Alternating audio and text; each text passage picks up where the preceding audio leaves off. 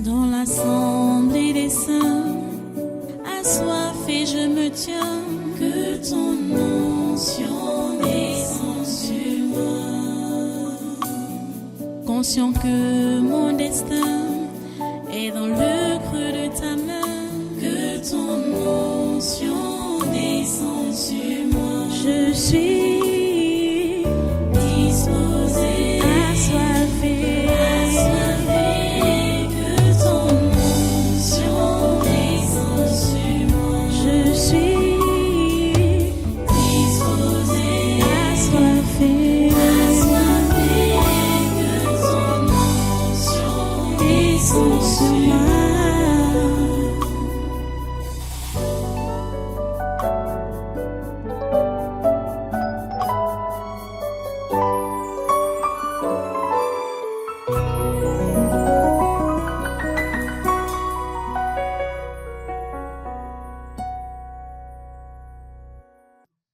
Alléluia. Béni soit le Seigneur.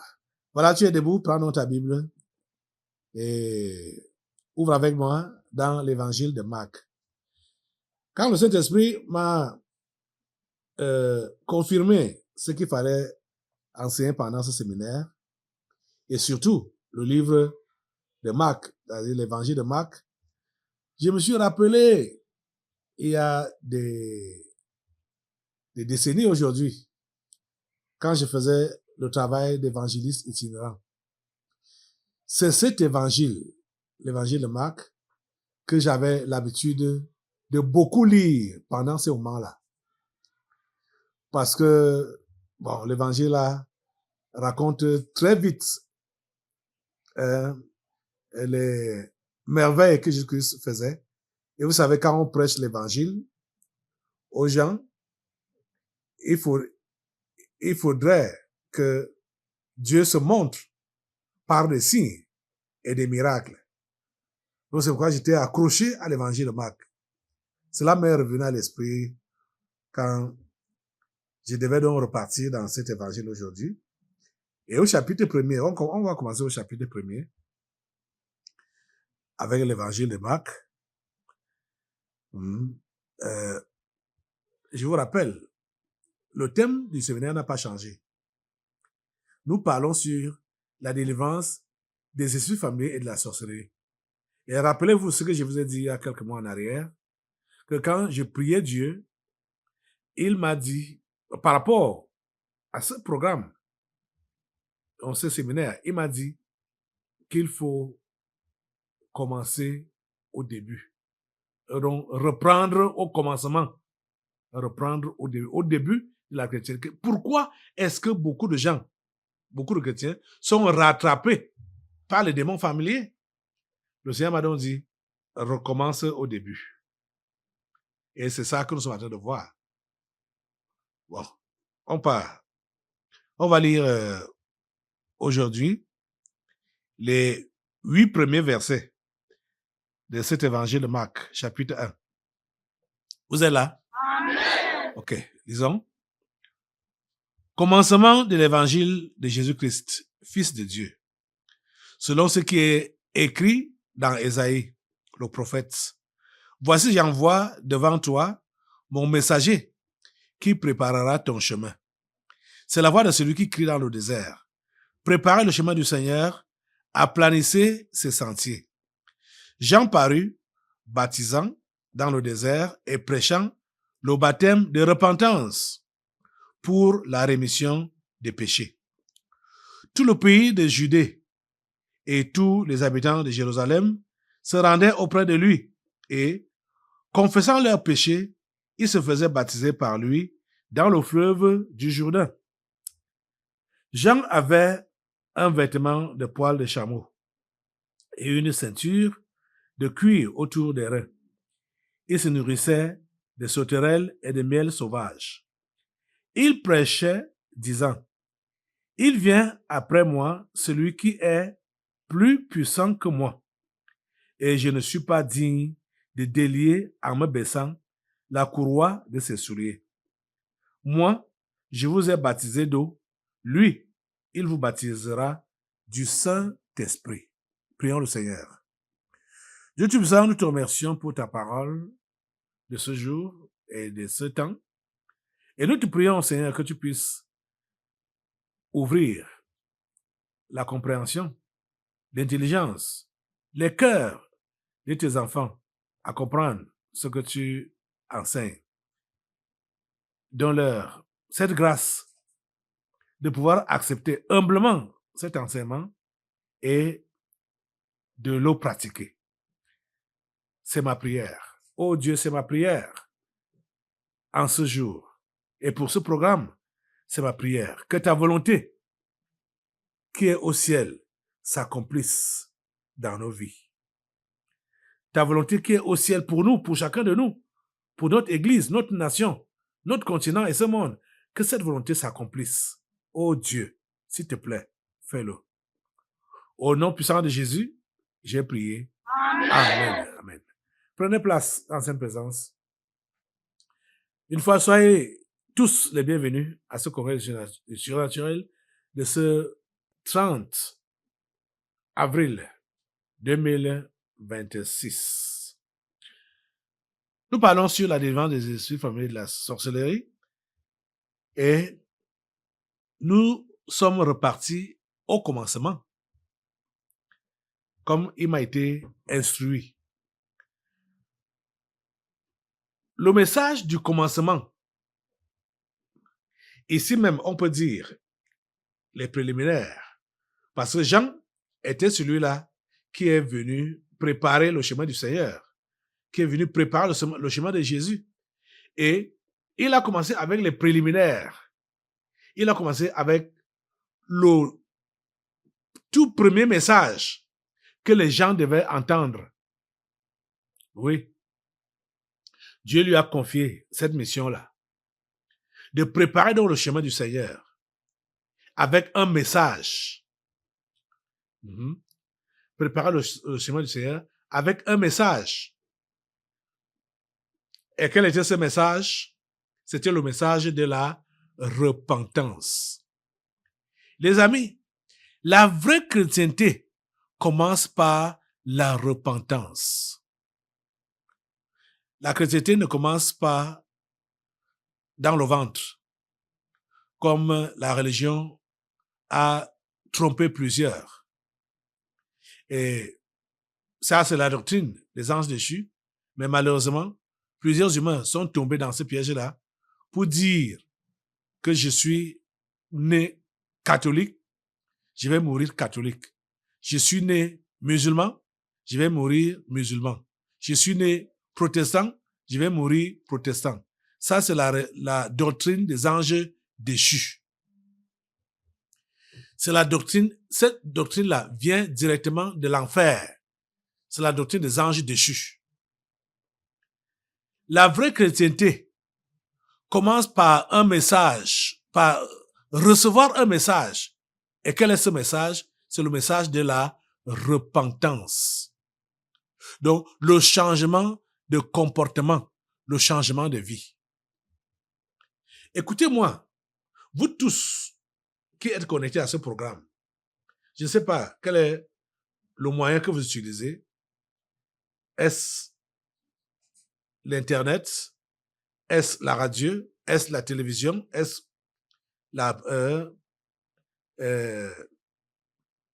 ce qui est écrit? Les écrits?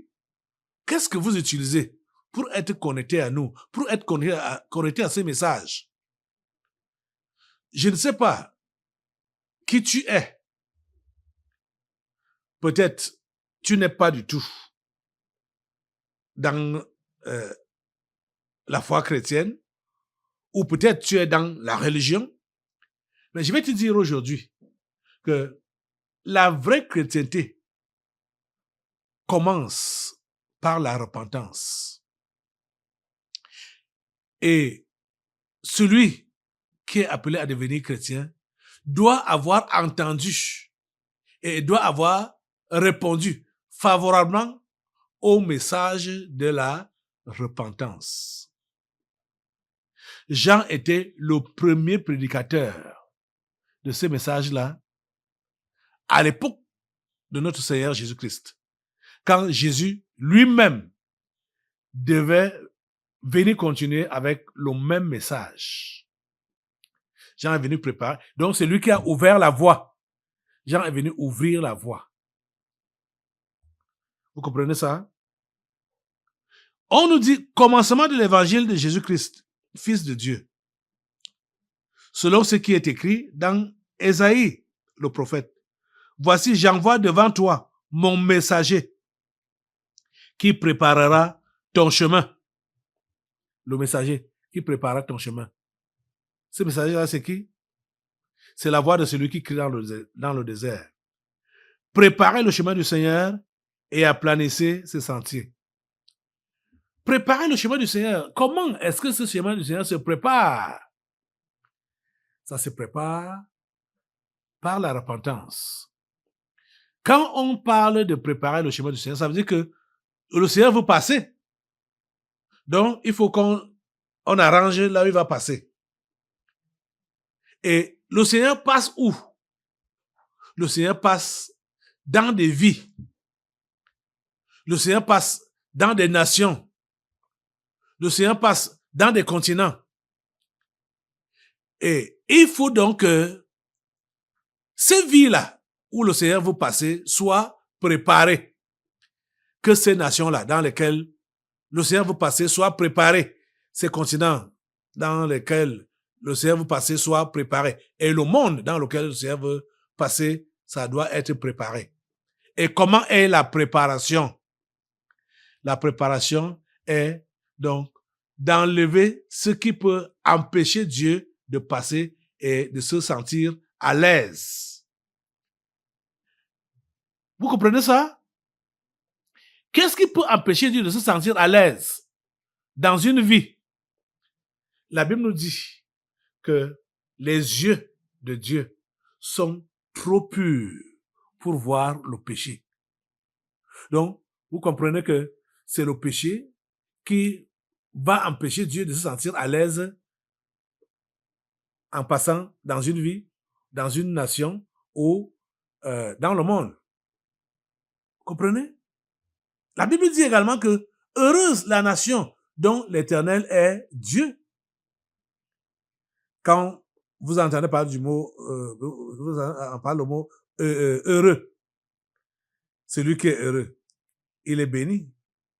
Donc, il n'est pas maudit. Il est béni. Il est prospère. Et qui peut être prospère ou béni? C'est celui qui a reçu favorablement la parole de Dieu et qui s'est donc repenti de ses péchés. Parce que le péché dérange Dieu, ça dérange les yeux de Dieu. Ses yeux sont purs pour voir le mal, pour voir le péché. Ses yeux sont purs. Vous comprenez? Donc, pour qu'il puisse donc passer à l'aise dans ta vie ou dans la vie de ta famille, toi-même et les membres de ta famille doivent enlever tout ce qui est péché dans votre vie. C'est ça qu'on appelle la repentance. Et c'est par là que la vraie vie chrétienne commence. La repentance. Vous savez, quand on parle de repentance, il y a des gens qui sont impliqués dans des péchés qu'on peut dire, ça, du moins, ça leur apporte des revenus, ça leur apporte du bien, ils sont plus ou moins satisfaits quand ils sont en train d'entretenir ce péché-là. Par exemple, parce que le bon gars, c'est lui qui loue la maison. Donc, la jeune fille qui entend la parole de l'évangile qui lui dit que abandonne la fornication, elle va dire, mais j'abandonne la fornication, ça veut dire que je dois abandonner mon bon gars. Mais qui va me payer le loyer? Qui va prendre soin de mon entretien? Voilà les questions qu'elle va se poser. Et bon, ça c'est un exemple. Cet exemple peut être appliquée dans plusieurs cas. Par exemple, sur le cas des voleurs. Mais vous savez, je crois que c'est ici au Cameroun que les gens volent pour rien. Je veux vraiment dire pour rien. C'est-à-dire qu'ils n'ont pas besoin de voler, mais ils volent quand même. Vous avez suivi tout à l'heure là, l'article de Jeune Afrique qui a dit que 50 milliards sont sortis lors du passage de Léon XIV. 50 milliards. Ceux qui ont fait des fausses factures là, est-ce qu'ils en avaient besoin? Ils avaient besoin de cet argent-là. On a suivi également un truc là qui s'est passé à l'Assemblée nationale avec Dato, le nouveau président de l'Assemblée nationale. Comment il a fait l'audit et on a trouvé qu'il y avait 150 salariés fictifs. Écoutez, qui a organisé ça? Sinon, les hauts responsables de l'Assemblée nationale et les hauts responsables du ministère des Finances. Ce sont eux qui ont organisé ça. Kaba Yege Jibril et ses collaborateurs. Est-ce qu'ils avaient besoin d'organiser ça? Ils n'en avaient pas besoin. Parce qu'ils ont déjà du travail, ils ont des gros salaires. Ils sont entretenus. Est-ce qu'ils avaient besoin de mettre encore 150 noms fictifs où l'argent devait passer et eux partaient toucher cet argent-là? Est-ce qu'ils en avaient besoin? Est-ce qu'ils en avaient besoin? Ici, sur cette fréquence, Fête Radio, il y a un élément qui est passé là, qui racontait comment Kaba Yege Jibril a fait employer plus de 60 membres de sa famille qui ne sont même pas diplômés, qui ne sont même pas qualifiés. Il leur a trouvé du travail. Bon, on a dit, bon, trouver le travail à ta connaissance, à ton enfant, ce n'est pas mauvais. Mais la façon, la méthode utilisée, c'est ça qui peut faire problème. Et la méthode utilisée n'a pas souvent été la bonne que Kaba Yege Jibril a utilisée. Mais cela n'a pas suffi. Il a fallu maintenant créer encore des employés fictifs. Ces gens n'avaient pas besoin de voler. Donc il y a, comme on peut dire, des péchés inutiles que les gens commettent. Et dans notre nation ici, les hauts responsables, c'est ce péché-là qu'ils commettent. Des péchés inutiles. C'est-à-dire, là, ils n'ont pas besoin de commettre le péché. Là, ils n'ont pas besoin de voler. Ils volent. Là, ils n'ont pas besoin d'entrer dans la secte. Ils entrent. Là, ils n'ont pas besoin. Parce que je crois que j'ai déjà enseigné ici. Et cela se vérifie que tous ces gens qui sont haut placés ou tous ces gens qui ont réussi dans les affaires, dans le commerce, qui ont réussi dans la société là, ce n'est pas parce que ils sont forcément entrés dans la franc-maçonnerie qu'ils ont réussi. Non. Je dis absolument non. Ce n'est pas ça qui est à l'origine de leur réussite. Ce n'est pas la secte qui est à l'origine de leur réussite. Dieu avait planifié de toute éternité que ces gens-là devaient réussir. Mais le diable, voyant cela, a devancé les plans de Dieu. Il a intercepté le plan de Dieu et il leur a fait la proposition que voilà, si tu deviens franc-maçon, tu seras sans limite dans ta carrière. C'est ça que la franc-maçonnerie leur a proposé. Ils ont adhéré. Et voilà, ils ont été propulsés, machin, tout ça là. Mais ce n'est pas la franc-maçonnerie qui leur a donné ça. Non. J'ai dit, pour les vrais humains, hein, je ne parle pas des anges déchus qui sont venus voler les places des humains. Et les anges déchus volent les places des humains quand les humains ne sont pas éveillés. Je suis en train donc de prêcher aux humains que vous êtes maintenant là, de vous éveiller, de vous repentir, d'abandonner les mauvaises pratiques que vous avez et de donner vos vies à Jésus. De commencer une nouvelle relation avec Jésus. Aujourd'hui, si vous le faites, je vous assure, vous serez surpris dans les années à venir. Je ne suis pas en train de vous miroiter le ciel et la terre. Hein? Non, ce n'est pas ça. Ce n'est pas ça.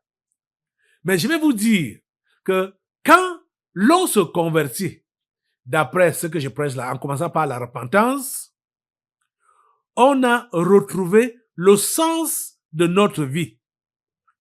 On a retrouvé, par la repentance, on a retrouvé le sens de notre vie. C'est pendant ce temps-là, donc, quand on se repent, on va donc recevoir l'instruction de Dieu qui va nous enseigner, nous dire ce que Dieu avait planifié pour notre vie. Parce que pour que tu puisses être au centre de la volonté de Dieu, il faut que continuellement tu sois connecté à son enseignement. Tu sois connecté à sa parole. Tu puisses toujours rechercher sa volonté. Tu dois être au centre de sa volonté. Et c'est là que tu pourras donc être utile à tes semblables et utile à Dieu qui t'a créé. Tu comprends? Peut-être tu ne seras pas forcément un haut fonctionnaire. Peut-être tu ne seras pas forcément un ministre.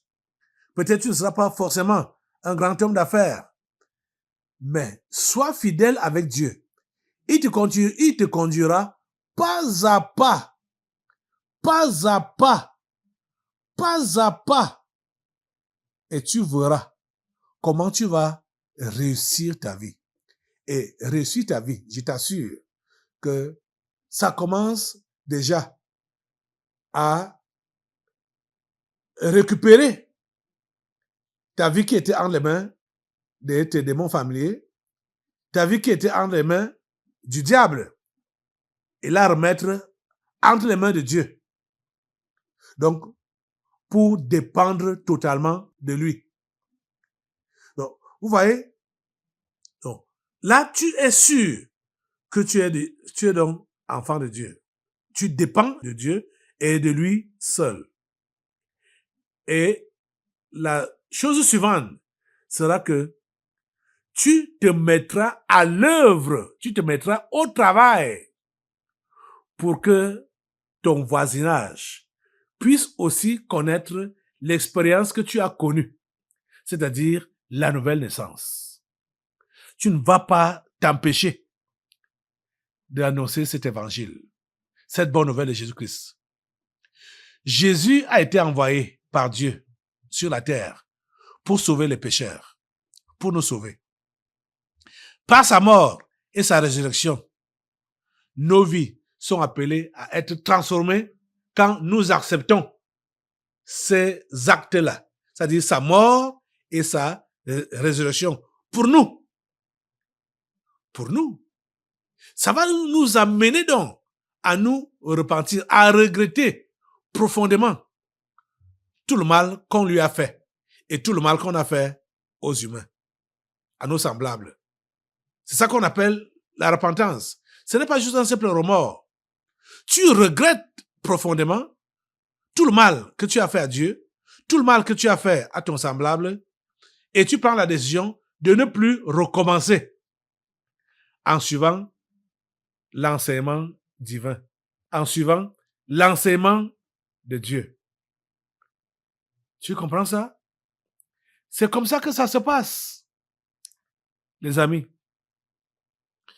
Dieu a donc envoyé, pour commencer, Jean-Baptiste. Bon, il était le dernier prophète qui a annoncé Jésus. Donc, il est donc venu préparer le chemin du Seigneur. Préparer, comme je vous l'ai dit, cette préparation-là passe par dénoncer tout ce qui empêche Dieu de pouvoir se sentir à l'aise dans une vie, dans une nation ou dans un continent, bref, sur la terre. Ok.